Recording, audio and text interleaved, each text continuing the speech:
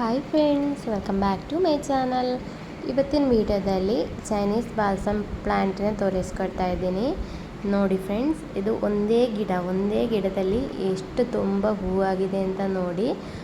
Dark pink ಮತ್ತು light pink colour ಈ ಹೂವಿದು. ಇದು ನಾನು ಗ್ರೌಂಡ್ ಆರ್ಕಿಡ್ ನೆಟ್ಟಿದ್ದೆ. ಅದರಲ್ಲಿ ಒಂದು ಬೀಜ ಬಿದ್ದು ಗಿಡ ಆಗಿ ಅದರಲ್ಲಿ ಹೂವಾಗಿರೋದು. ಗಿಡ ನಾನು ಚೇಂಜ್ ಮಾಡಿ ಬೇರೆ ಪೋಟಿಗೆ ನೆಡಲಿಲ್ಲ, ಅದರಲ್ಲೇ ಬಿಟ್ಟೆ.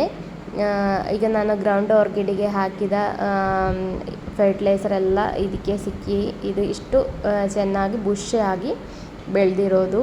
ಹೂವು ಕಾಣಲಿಕ್ಕೆ ಅಂತೂ ತುಂಬ ಚೆನ್ನಾಗಿದೆ ಫ್ರೆಂಡ್ಸ್. ಇದರಲ್ಲಿ ಮುಗ್ಗುಗಳು ಇನ್ನೂ ಇದೆ ಅರಳಲಿಕ್ಕೆ. ಇದೆಲ್ಲ ಈಗ ನೋಡಿ, ಒಂದೇ ಗಿಡ ತುಂಬ ಬ್ರಾಂಚಸ್ ಬಂದಿದೆ. ಈ ಥರ ನಾವು ಚೈನೀಸ್ ಬಾಲ್ಸಮ್ ಪ್ಲ್ಯಾಂಟ್ಸ್ ಬೆಳೆಸಿದರೆ ತುಂಬ ಹೆಲ್ತಿಯಾಗಿ ಮತ್ತು ಈ ಥರ ತುಂಬ ಹೂವು ಕೊಡುತ್ತೆ. ಈ ಚೈನೀಸ್ ಬಾಲ್ಸಮ್ ಪ್ಲ್ಯಾಂಟ್ ನಾವು ಬೆಳೆಸುವಾಗ ಪೋಟಿ ಮಿಕ್ಸ್ ನಾವು ತಯಾರು ಮಾಡಬೇಕಾಗಿರೋದು ಮರಳು, ಮಣ್ಣು ಮತ್ತು ಸಗಣಿ ಹುಡಿ ಮಿಕ್ಸ್ ಮಾಡಿ ಇದರ ಕಟ್ಟಿಂಗ್ಸ್ ಅಥವಾ ಬೀಜ ಬಿದ್ದು ಈ ಥರ ನಮಗೆ ಚಿಕ್ಕ ಗಿಡ ಎಲ್ಲ ಸಿಕ್ಕಿದರೆ ಅದು ನೆಡ್ಬೋದು. ಹಾಗೆ ನೆಟ್ಟರೆ ಈ ಥರ ಹೆಲ್ತಿ ಆಗಿ ಬರುತ್ತೆ. ಮತ್ತು ಇದಕ್ಕೆ ಸ್ವಲ್ಪ ಬಿಸಿಲು ಬೀಳುವ ಜಾಗದಲ್ಲಿ ಇಟ್ಟರೆ ಒಳ್ಳೆಯದು.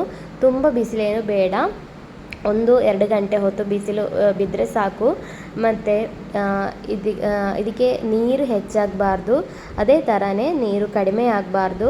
ಆ ಥರ ಕಡಿಮೆ ಆದರೆ ಗಿಡ ಬೇಗ ಬಾಡ್ತದೆ.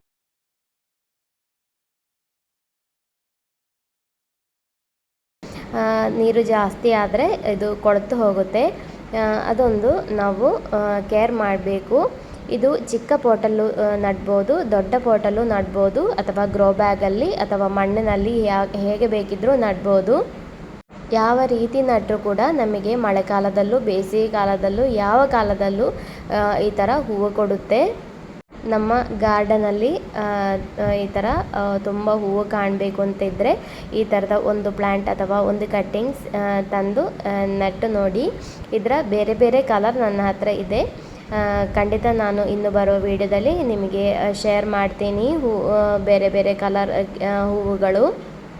ನಿಮಗೆ ಈ ವಿಡಿಯೋ ಇಷ್ಟ ಆದರೆ ಲೈಕ್ ಮತ್ತು ಶೇರ್ ಮಾಡಿ friends. Thank you for watching.